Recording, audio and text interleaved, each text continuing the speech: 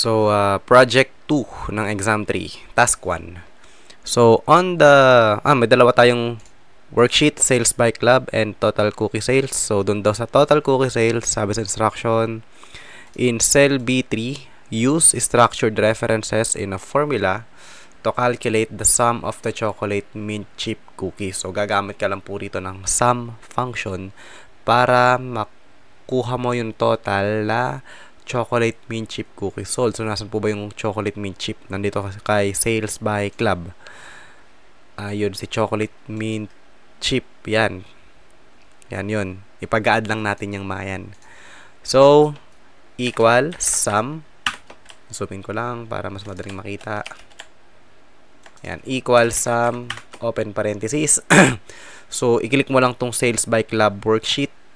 And then, start ka rito kay 10 hanggang lumagpas. Hanggang dito kay 18. Yan. Kay Rachel.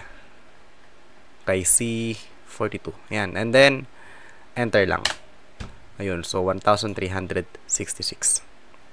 Mark completed. Task 2. Create the named range blazing bikes from all the blue cells in the total cookies sold column on the sales by club worksheet. So, dito daw kay sales by club worksheet, lahat daw ng nandito kay total cookies sold na kulay blue ay papangalanan natin na blazing underscore bikes gamit po yung name box. Okay, so again, ang technique dito, since magkakahiwala yung kulay blue, ang technique dito is yung control button sa keyboard para makapag-select ka ng cell range, ng multiple cell ranges na magkakahiwalay. So, ito yung unang blue. So, select natin yan. Zoom in ko. Yan. And then, scroll down ka. Then, i-hold mo yung control. Hold. And then, scroll down ka ulit. Bitawan mo muna yung control. And then, hold mo ulit yung control. Then, select mo yung susunod na blue. So, ayan. Nakaselect ako sa tatlong cell ranges ng kulay blue. And then, sa name box, tatype lang ako ng blazing underscore bikes. Ay, malaki yung B. Ayan, bikes. Then, enter. Yun. And then, mayroon na tayo ritong named range na blazing bikes. Nakaselect sa lahat ng kulay blue under the column ng total cookies sold. So, mark completed. Task 3. Join cell I1 to the merged cell A1 to H1 of the sales by club worksheet. Do not change the alignment of the content. So, ang pinapagawa sa atin rito is i-join daw natin si I1 doon sa naka-merged na cell A1 to H1. So, ito yung H1, A1 to H1. Nakita nyo, naka-merge na from A1 hanggang H1. Now, ito po si I1. Hindi pa siya naka-merge. So, isasali natin siya dito sa naka-merge na mga cell. So, iselect lang natin yung naka-merge. Tapos, ayan, isama natin si I1. And then, pag daw merge natin, wag daw nating papalitan yung alignment. So, hindi natin i-click tong merge and center, but instead, i-click natin yung drop down niya and then merge cells. So, na-merge natin, isama natin sa I1, pag-click ko, nakasama na si I1. And then, naka-center pa rin yung content. Okay?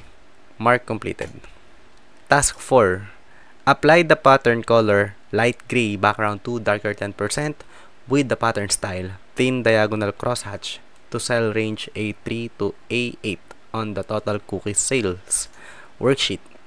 So, dito daw kay A3 hanggang A8, lalagyan natin ng pattern color na light gray background to darker 10%. So, asan po ba yung pattern color? Ito ba yun? Fill color to. So, baka nandito sa may dialog box launcher ng font group. So, i-click natin ito. Okay, so ito siya.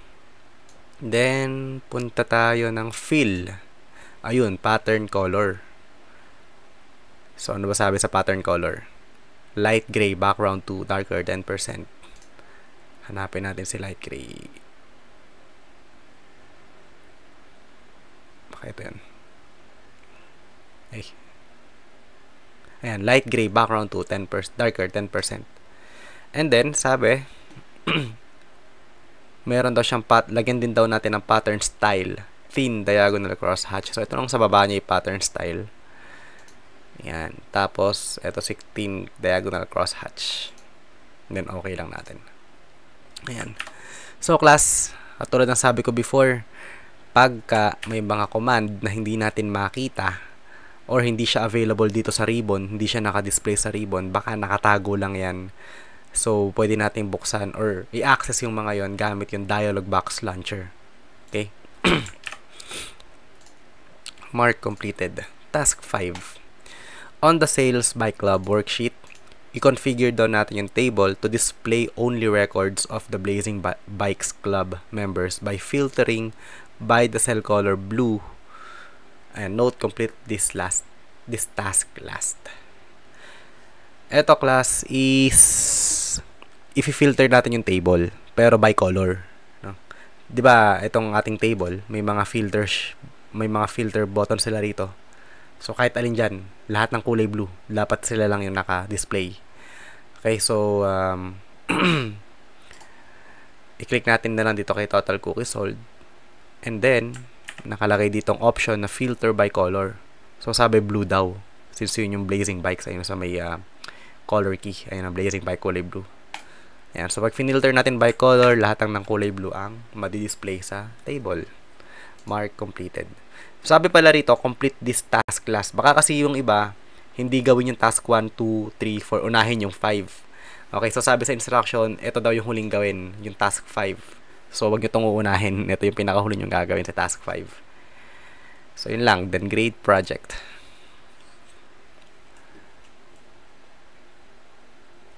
Yun. Next.